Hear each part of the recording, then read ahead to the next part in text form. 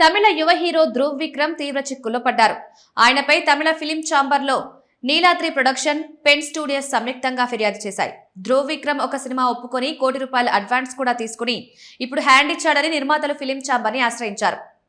Director Ramesh దర్శకత్వంలో ధ్రువ్తో Neeladri productions, pen studios ఓ cinema okay చేసి ₹1 కోటి అడ్వాన్స్ ఇవ్వడంతో పాటు పాటలు, సెట్లు, నటీనటుల ముందస్తు ఖర్చుల కోసం భారీగా డబ్బులు వెచ్చించారు. కానీ షూటింగ్ ప్రారంభమయ్యే సమయానికి తమకు చెప్పకుండా ధ్రువ్ మైత్రి మూవీ మేకర్స్ బ్యానర్లో కరణ్ దర్శకత్వంలో ఓ సినిమాను DV4 గా అనౌన్స్ చేశాడు. సినిమా వార్తలు లెక్క ప్రకారం రమేష్ వర్మతో చేయాల్సిన చిత్రమే DV4 కావాలని, మైత్రి మూవీస్ ప్రాజెక్ట్ DV5 అవ్వాలని నిర్మాతలు స్పష్టం చేశారు.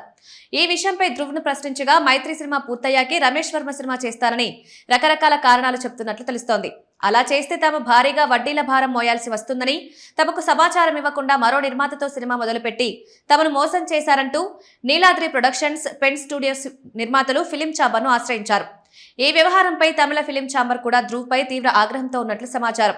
నిజం చెప్పాలంటే ధ్రువ్ కెరీర్లో ఇలాంటి వివాదాలు ఎదురవ్వడం ఇదేమీ మొదటిసారి కాదు. గతంలోనూ సినిమాలు ఒప్పుకుని అర్ధాంతరంగా ఆపేసిన సందర్భాలున్నాయి.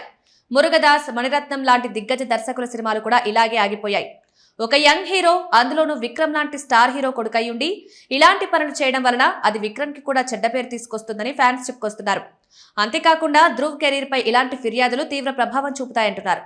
ఇంకో పక్క ధ్రువ్ ఇలా మారడానికి కారణం హీరోయిన్ అనుపమ పరమేశ్వరన్తో బ్రేకప్ కారణమని చెప్పుకొస్తున్నారు. ఆమెతో బ్రేకప్ అవ్వడం వలనే ఈ కుర్ర హీరో ఎటు తేల్చుకోలేక సతమతమవుతున్నాడని టాక్.